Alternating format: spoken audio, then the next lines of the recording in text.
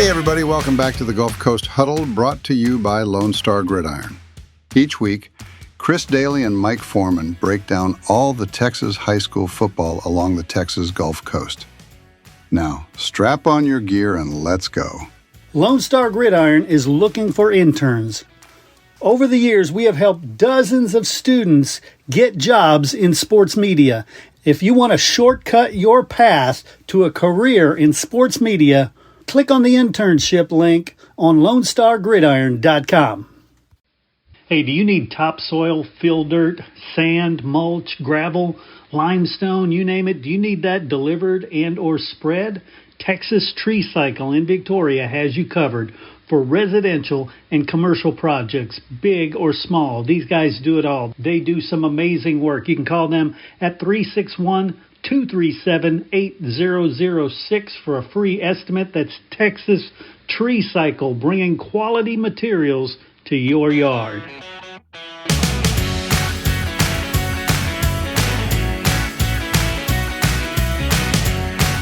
All right, everybody, welcome back to the Gulf Coast Sports Report. I'm Chris Daly. I'm joined always by Mike Foreman. Mike, how are things? Doing okay, Chris. In that time of year now where it's getting close to playoff time again. Yeah, definitely. A lot going on, a lot of different sports going on around the state, and a lot of local news related to sports.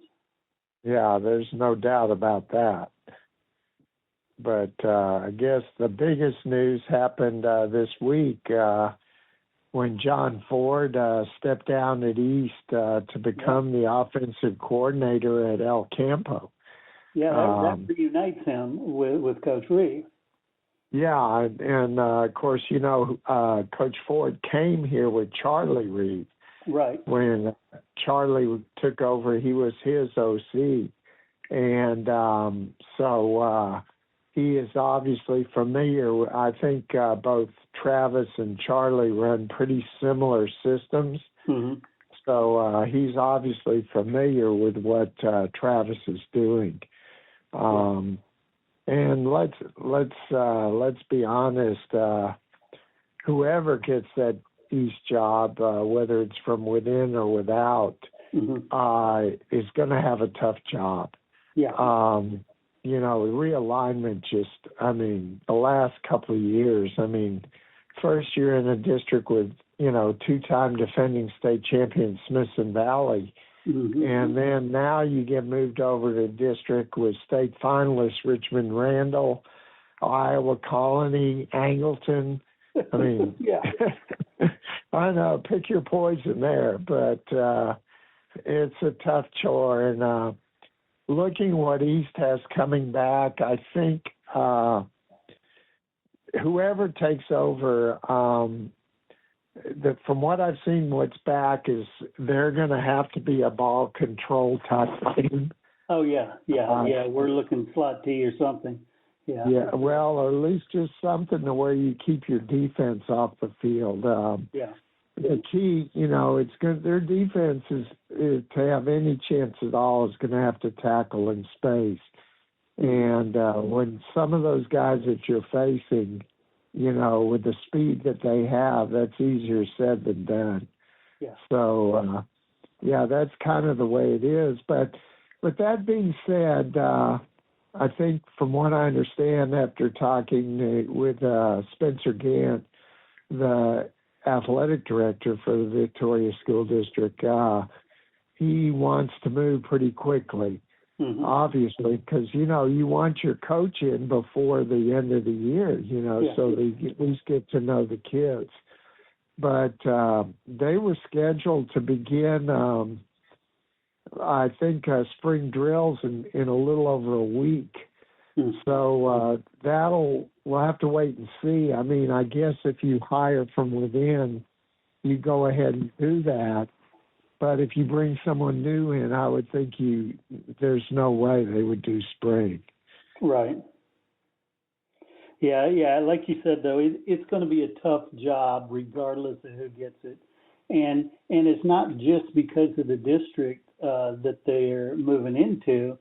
They're kind of out on a island when it comes to teams to play, they have to go play those schools in the Houston area. They've got to, or in the Austin area. There's not a lot of choices out here. Yeah, that's true. I mean, especially, when they and them and Victoria kind of split up and went different divisions with them and West. Yeah. That you're right. It did kind of leave East out there on an island. And, I mean, they took them towards San Antonio last time, and now they're going to Fort Bend this time. Yeah. And, because they're now that the Corpus schools have kind of fallen where they may, they're not keeping them all the same. That leaves less of them to form a district with. Yeah. So, it's a tough show. But the thing is like, the way I look at it, somebody's going to want to be a head coach, Yeah, exactly. Yeah. And they'll figure, and people aren't stupid. They know that it's a tough task. And I think what you need to do, the person that gets that job, is one thing is they need to be West. I mean, if that's kind of, to me, what kind of a thing that, it's been, I think now 3 straight years that West has defeated East. And, it's a lot easier to forgive a losing season when you beat your rival. Right. So we'll see how that plays out. I was going to say, another thing that makes the job attractive is their 1-9 record. So, for a new coach, that is, it's hard to get worse. So you end up looking like a turnaround guy if you win 5 games. That's right. You're right. And the thing is, too, obviously, if you can turn it around. And now I'm not sure what's happened overall at East, but it always kind of, when East opened up, back when Mickey Finley was the head coach, they had talent. Yeah. And they were good. And, I'm not sure exactly what's happened over the years, but I don't think East is, does not have talent. I think it's partially reason. I think they're going to have to find a quarterback. I think that's really important because, last year they were kind of snake bit. They, with Coley not playing football, and then the guy they had penciled in at quarterback transferred out to Wimberley. Right. So, they were kind of left without anyone that had the experience. So that hurt them. And, I would hope that this year they have an idea of who they want taking snaps, so that they can run the offense. And of course, the thing is, too, I mean, what is that offense going to be like? Yeah. Because, whoever comes in is liable, unless he's a defensive guy, is liable going to want to put his own offense in.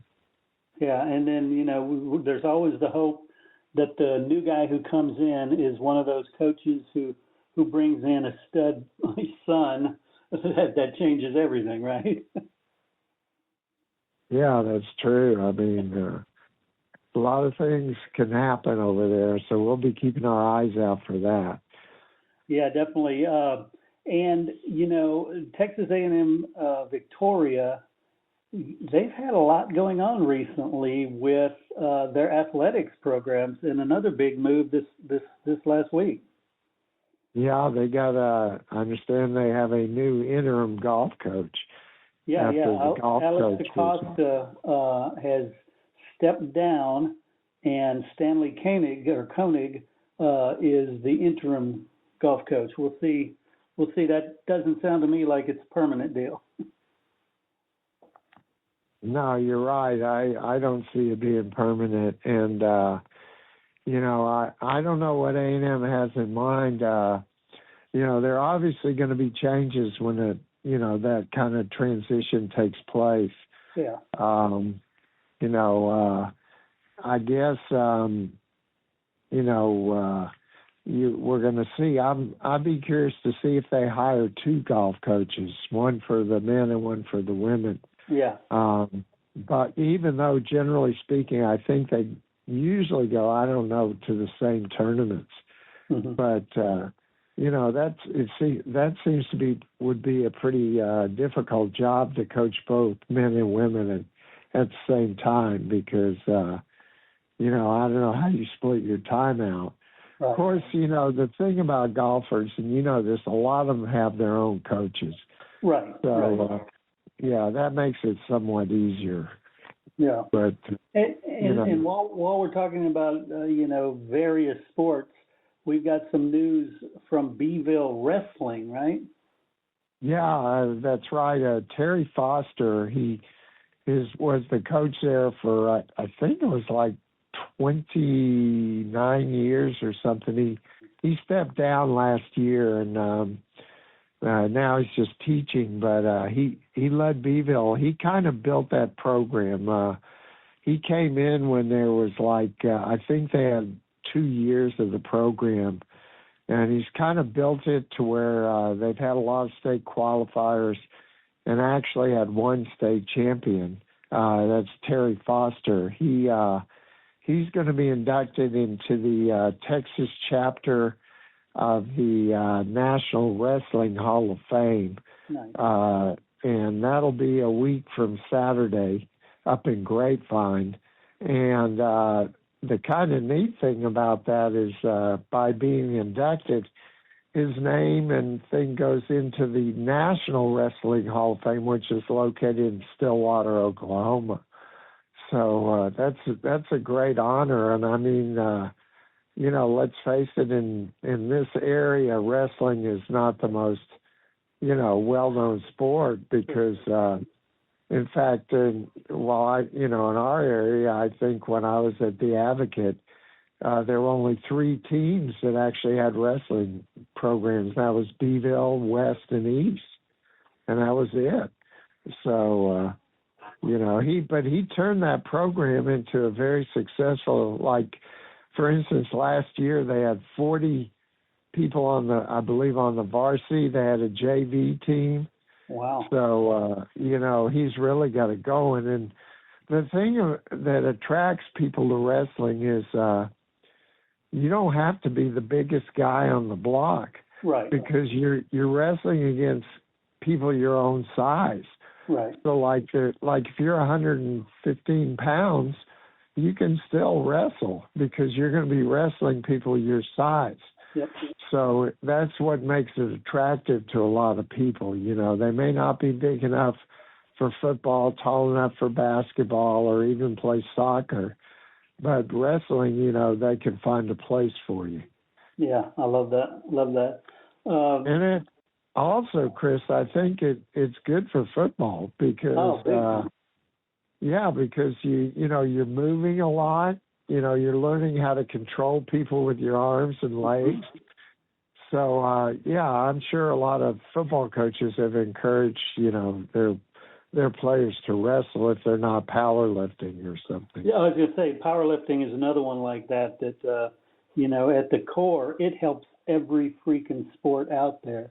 Whether you're a lineman pushing off on people or you're throwing a basketball down the court, that power is at the core of everything. And a lot of teams around here have done pretty well in powerlifting. Yeah, that's true. I know, I believe Victoria West recently, they had a champion. I know Refugio had a champion. A couple of schools around here had some champions. Yeah. And that's quite a trip too, because for the boys, anyways, the state powerlifting meets held in Abilene. Mm-hmm. So you do some traveling if you're a powerlifter. Definitely. You have any other news? I have one before we close, but anything else you want to cover? No, just that softball and baseball are in full swing, and track is in full swing. In fact, district meets start next week, and we'll keep an eye on that. As far as softball and baseball, I've had the opportunity to see Ganado softball twice. They've got a good chance, I think, to repeat as state champions. Salem Burst, their pitcher, looks excellent. And, Shiner's going to be there too. And those two teams will go different divisions. So they won't have to face each other in the playoffs. Sweet. And I guess I have two things that I wanted to add. One, this is not related to school sports or collegiate sports, but the Chick-fil-A 5K is happening next weekend. So, a lot of runners, great opportunity to get out there and do some good stuff, benefits young life. So check out that. I think it's CFAVictoria5K.com. You can get registered for that, and it's always a good time. The other thing I wanted to mention was our book, Valley Ball, that I've been writing with Gabe Rivera. We will have it all finalized and sent to the publisher this weekend, and then we'll know the delivery date. We've had a lot of people pre-purchase, so just wanted to let people know that this, history of the Rio Grande Valley football will be coming out pretty soon. Well, that's cool. I mean, I'm sure a lot of people are anxious to read about that. The way the valley is growing, I mean, now basically they have their own districts, and a lot of them are pretty big districts, and so that's kind of cool too. So I'm sure a lot of people looking forward to that. Yeah, well, we've been working on it a while, and the hardest thing was limiting the stuff, because this could have been a 1,200-page book. There's so much history there. Yeah, I can imagine. That's pretty incredible. Of course, I think everybody knows that Tom Landry came from Mission. And we got stories of Tom Landry. We got the Detmers. We've got the Donna Redskins state championship. Fun stuff down there.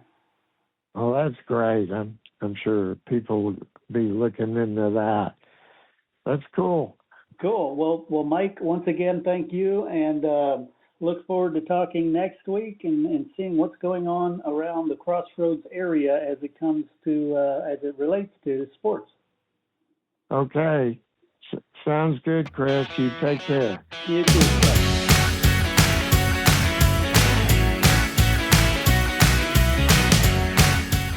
Coaches, boosters, parents, every sport deserves a spotlight. From football and volleyball to basketball, soccer, baseball, softball, track, wrestling, and more. Give your athletes a weekly coaches show that builds pride and raises funds. Lone Star Podcast Network makes it turnkey. You talk for a few minutes. We handle production and distribution. Sponsors love it. Families share it. And your program benefits. Get the free information kit at lonestarpodcast.com/coaches. That's lonestarpodcast.com/coaches. Your team, your sport, your show.